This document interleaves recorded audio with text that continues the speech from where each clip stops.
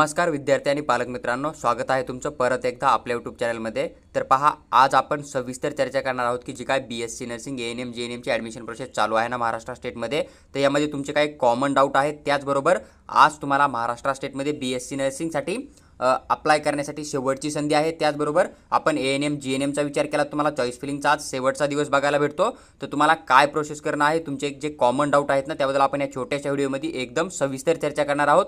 तर तुम्ही पूर्ण व्हिडिओ बघा, तुमचा प्रत्येक डाऊट या ठिकाणी तिन्ही कोर्सच्या ॲडमिशन प्रोसेसबद्दल 100% सॉल्व्ह होऊन जाईल। तर सर्वात अगोदर तुम्हाला एक गोष्ट लक्षात ठेवणं आहे, खूप सारे मुलं असं बोलतात की सर कॉलेज स्टार्ट होत आहे किंवा मग काही कॉलेज बोलतात की आमच्या जागा फुल आहे। तर अशी कुठल्याही प्रकारची कंडिशन नाही आहे। जेवढे काय बीएससी नर्सिंगचे गव्हर्नमेंट किंवा सेमी गव्हर्नमेंट कॉलेज राहतील ना, तर त्यांच्या सीट ज्या आहेत त्या पूर्ण ऑनलाईनच फिल केल्या जातात। फक्त काही 15% जे आयक्यू कोटा किंवा इन्स्टिट्यूशनल कोट्याच्या सीट राहत आहे ना, तर त्या वॅकेंट राहत आहे किंवा मग काही कॉलेजच्या सीट फुल होत नाही, म्हणून ते कॉलेजवाले तुम्हाला बोलताय सध्या की आमच्या सीट फुल झाल्या, जेणेकरून की तुम्ही त्याच कॉलेजमध्ये ॲडमिशन घ्यावा। पण तुम्ही जर एक बीएससी नर्सिंगचा एक्झाम जर क्वालिफाय केला असेल, तुम्हाला तुमच्या क्वालिफाय स्कोरनुसार जास्त पर्सेंटाइल जर असेल तर तुम्हाला 100% स्कॉलरशिपमधून सीट मिळू शकते। ही पण गोष्ट तुम्ही लक्षात घेऊ शकता। त्यामुळे बरेच विद्यार्थी डायरेक्ट कॉलेजमध्ये जाऊन ॲडमिशन करतात, तर तुम्ही त्या कंडिशनपासून वाचू शकता। कारण तुम्ही आता कॉलेजमध्ये सीट बुक करणार आहे, ऑनलाईन रजिस्ट्रेशन फॉर्म फिल करणार आणि चॉईस फिलिंग जर नाही आहे करणार, तर मग देन तुम्हाला जे ॲडमिशन दिलं जातं ते तुमचं स्पॉट ॲडमिशन होतं आणि त्या ठिकाणी तुम्हाला कुठल्याही प्रकारचं कॅटेगरी बेनिफिट दिलं जात नाही आहे। ही गोष्ट तुम्ही लक्षात घेऊ शकता।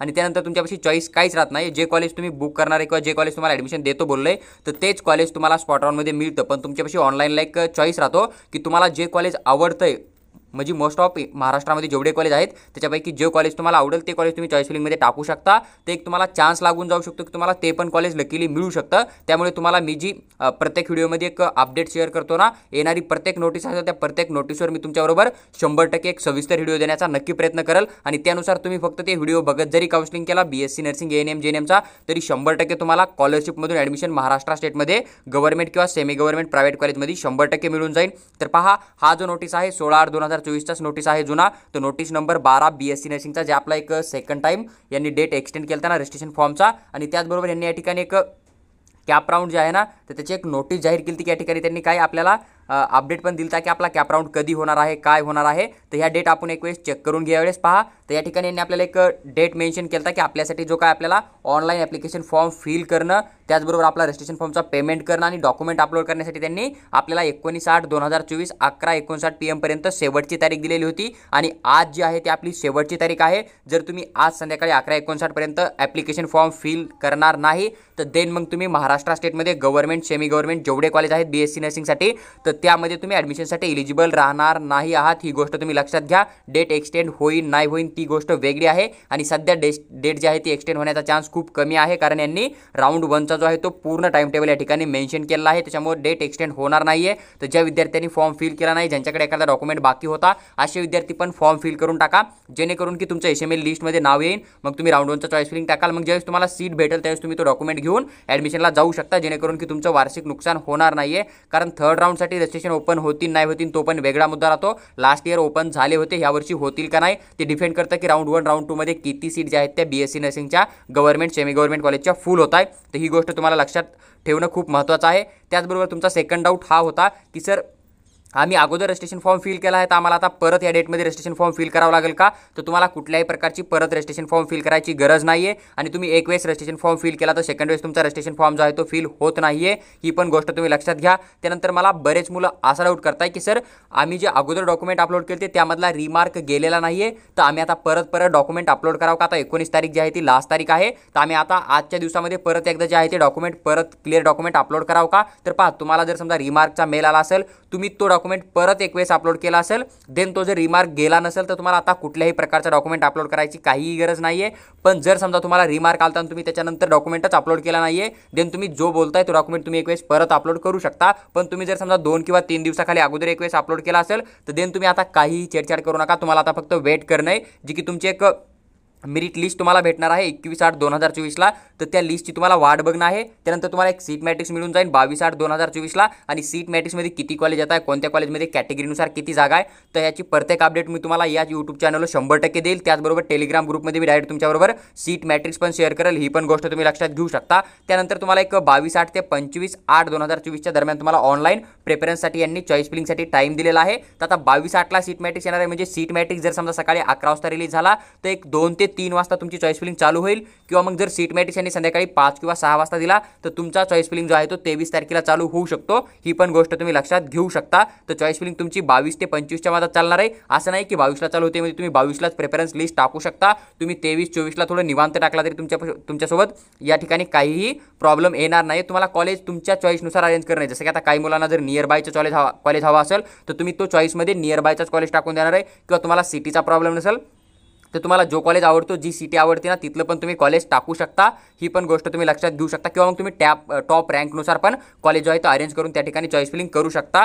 पहा, त्याच्यानंतर तुम्हाला जो काही रिझल्ट येणार आहे त्याची पण डेट दिलेली आहे. तुम्हाला या ठिकाणी तुमचा रिझल्ट 26/8ला येणार आहे आणि तुम्हाला जे काही फिजिकल व्हेरिफिकेशन करणं आहे ना ते 27/8/2024 ते 31/8/2024 हा तुम्हाला टाईम दिसतो. तर तुम्हाला ह्या डेटला पूर्ण फॉलो करणं आहे. ही गोष्ट लक्षात घ्या. मी तुम्हाला प्रत्येक वेळेस आता हा परत व्हिडिओ अपलोड करण्याचा का प्रयत्न केला, कारण या डेट जे आहे ते तुमच्याकडून मिस झाल्या. जसं की आता आपल्याला 22 तारखेला सीट मॅट्रिक्स येईल आणि समजा आता मी तुम्हाला अपडेट देतोय ओके प्रत्येक वेळेस, पण तुम्ही जर समजा व्हिडिओ नाही बघितला आणि तुम्हाला जर समजा 22 ते 25च्या मध्ये जर समजा तुम्ही चॉईस फिलिंग नाहीये केला तर देन मग त्या कंडिशनमध्ये 26ला जी रिझल्ट येणार आहे ना त्यामध्ये तुमचं नाव येणार नाहीये. मग तुम्हाला 75% असो 99% असो काहीही फरक पडणार नाहीये. तुम्ही जर चॉईस फिलिंग नाहीये करणार देन तुमच्यापेक्षा कमी कट ऑफ वाला जो विद्यार्थी किंवा कमी पर्सेंटाईलवाला जो विद्यार्थी चॉईस फिलिंग करेल ना तर मग त्याला ती सीट दिली जाते. पण तुम्ही जर डेट मिस केला तर मग तुम्हाला या ठिकाणी अलॉटमेंट होणार नाहीये. ही पण गोष्ट तुम्ही लक्षात घेऊ शकता. तर हा राऊंड 2चा पूर्ण नोटीस आहे. तुम्हाला या नोटीसमधून महत्त्वाचा एकच अपडेट आहे की तुम्हाला आज ॲप्लिकेशन फॉर्म फिल करण्यासाठी शेवटची तारीख आहे. ज्या विद्यार्थ्यांनी फिल केलं नाहीये किंवा ज्या विद्यार्थ्यांनी पेमेंट केलं नाहीये किंवा काही विद्यार्थ्याचा एखादा डॉक्युमेंट बॅक असेल, रिमार्क असेल तर तुम्ही तो डॉक्युमेंट आज अपलोड करून घेऊ शकता, जेणेकरून की तुम्हाला फ्युचरमध्ये काही प्रॉब्लेम येणार नाही. असं पण HML लिस्टमध्ये तुमचं नाम येऊन जाईल. नाव आल्याच्यानंतर तुम्हाला जी इम्पॉर्टंट अपडेट आहे ती 22 ते 25 तारखेच्या मध्ये तुम्हाला चॉईस फिलिंग करणं कंपल्सरी आहे. चॉईस फिलिंग नाही करणार तर देन तुमचं अलॉटमेंट लिस्टमध्ये नाव येणार नाही आहे. तर ही गोष्ट तुम्ही लक्षात घेऊ शकता. पहा, आता हे झालं BSc नर्सिंग बद्दल. बाकी तुम्ही जर ॲप्लिकेशन फॉर्म फिल केला असेल तर तुम्हाला काही करायची गरज नाही आहे. रिमार्क बद्दल मी तुम्हाला जी कंडिशन सांगितली तीच कंडिशन बनते. देन तुम्हाला जे समजा ऑफलाईन डॉक्युमेंट व्हेरीफाय होतं ना ते तुम्हाला सीट अलॉटमेंट झाल्याच्यानंतर ज्यावेळेस तुम्ही फिजिकल जॉईनिंगला जाणार आहे 27 ते 31 मध्ये ना तर त्याच वेळेस तुमचं ऑनलाईन डॉक्युमेंट व्हेरिफिकेशन म्हणजे ऑफलाईन डॉक्युमेंट व्हेरिफिकेशन केलं जातं. ऑनलाईन डॉक्युमेंट व्हेरिफिकेशन तुमचं जरी केलं असेल तरी तुम्हाला डायरेक्ट रिजेक्ट केलं जात नाही. तुमचे 1000 रुपये म्हणजे पेमेंट झालं देन तुमचा ॲप्लिकेशन फॉर्म 100% कंप्लीट झाला असं तुम्हाला या ठिकाणी दिसून येतं. तर पहा, आता आपण ANM GNM बद्दल थोडी चर्चा करूया. GNMचा जर आपण विचार केला तर 16/8/2024लाच नोटीस नंबर 3 यांनी दिलता आणि या ठिकाणी यांनी तुम्हाला ऑनलाईन चॉईस फिलिंग किंवा प्रेफरन्स कॅप राऊंड 1 साठी देण्याचा एक डेट दिलता आणि या ठिकाणी राऊंड 1चा पूर्ण टाइम टेबल पण तुम्हाला या ठिकाणी बघायला भेटतो. तर पहा, ज्या विद्यार्थ्यांनी रजिस्ट्रेशन फॉर्म फिल केला आहे ना तर तुम्हाला 16/8/2024ला एक सीट मॅट्रिक्स आलता. तर त्या सीट मॅट्रिक्समध्ये जेवढे कॉलेज आहे ना ते पूर्ण कॉलेज तुम्ही चॉईस फिलिंगमध्ये टाकू शकतात. तुम्ही जशाच तशी सीट मॅट्रिक्स पण फॉलो करू शकतात किंवा तुम्हाला वाटतंय की सीट मॅट्रिक्समध्ये जो 10 नंबरचा कॉलेज आहे तुम्हाला अगोदर हवा आहे 1 नंबरला हवा आहे तर देन तुम्ही तो कॉलेज चॉईस फिलिंगमध्ये 1 नंबरला टाकू शकता. तुम्हाला लॉग इन करणं आहे. लॉग इन केल्याच्यानंतर तुम्हाला लेफ्ट साईडला जे आहे तिथं प्रेफरन्स राऊंड दिसतं आणि तिथं तुम्ही क्लिक कराल ना तर त्यावेळेस तुम्हाला चॉईस फिलिंग करण्याचा 100% ऑप्शन दिसून येईल. तुम्ही जर एखादं कॉलेज समजा तुम्हाला 5 नंबरला टाकलं होतं पण चुकून तुम्ही 7 नंबरला टाकलंय तर त्याला तुम्ही एडिट पण करून घेऊ शकता आजच्या दिवसामध्ये. ही पण गोष्ट तुम्ही लक्षात घेऊ शकता. तर तुम्हाला प्रेफरन्स फिल करण्यासाठी 19/8/2024 11:59 PM हा शेवटचा तारीख आहे. म्हणजे आज संध्याकाळपर्यंत जर तुम्ही चॉईस फिलिंग केली तरच तुम्हाला जी काय एक कॅप राऊंड 1ची सिलेक्शन लिस्ट येणार आहे ना 20/8/2024ला तर त्यामध्ये तुमचं नाव येऊन जाईल. जर तुम्ही आज चॉईस फिलिंग नाही करणार ANM GNM साठी तर देन मग तुम्हाला 99% असो 95 असो किंवा 75 असो काही फरक पडणार नाहीये. मग तुम्ही नाही चॉईस फिलिंग केली तर देन मग तुमच्यापेक्षा कमी स्कोरला जो विद्यार्थी तो त्या कॉलेजला चॉईस फिलिंग करणार आहे मग देन त्याला ते कॉलेज मिळणार आहे आणि त्यानं जर ते कॉलेज राऊंड 1 मध्ये बुक केला किंवा त्या ठिकाणी जाऊन जॉईन केला तर देन मग तुमचा किती जरी जास्त स्कोर असेल तरी तुम्हाला सेकंड राऊंडमध्ये त्या ठिकाणी सीट वॅकेंट नसेल तर तुम्हाला त्या ठिकाणी अलॉटमेंट होणार नाहीये. ही पण गोष्ट तुम्ही लक्षात घेऊ शकता. खास म्हणजे माझा मुद्दा हाच होता की जे विद्यार्थी जास्त पर्सेंटाईल आले ना ते विद्यार्थी असं विचार करतील की नाही आता राऊंड 1 मध्ये मला कॉलेज मिळतो किंवा मला खूप जास्त पर्सेंटाईल आहे तर मला 100% यावर्षी कॉलेज मिळणारच आहे. पण तुम्ही एक ॲडमिशनची कंडिशन लक्षात घ्या. तुम्ही जर राऊंड 1 मध्ये चॉईस फिलिंग नाहीये करणार तर देन तुमच्यापेक्षा कमी स्कोरला विद्यार्थी चॉईस फिलिंग करू शकतो ना तर देन त्याला जर ते अलॉटमेंट झालं तर तो सीट बुक करेल आणि त्यानं ती सीट बुक केली तर ती जागा चालली गेली ना. मग तुमच्या कॅटेगरीची त्या कॉलेजमध्ये जागाच नाही तर तुमचे 99% आला असेल तरी तुम्हाला पुढे चालून ती जागा मिळणार नाहीये. आणि महत्त्वाची अपडेट हीच आहे की ब्राउचर जे आहे ना ANM GNMचं तर तिथं प्रत्येक राऊंडला चॉईस फिलिंग ओपन होईल अशी कुठल्याही प्रकारची अपडेट नाहीये. तर ही गोष्ट तुम्ही एक वेळेस लक्षात घेऊ शकता. त्याच्यामुळे तुम्हाला आता सध्या चॉईस फिलिंग करा. तुम्ही सीट भेटली तर तुम्ही या ठिकाणी 21 ते 26 तुम्हाला लास्ट डेट दिसतो जॉईनिंगचा.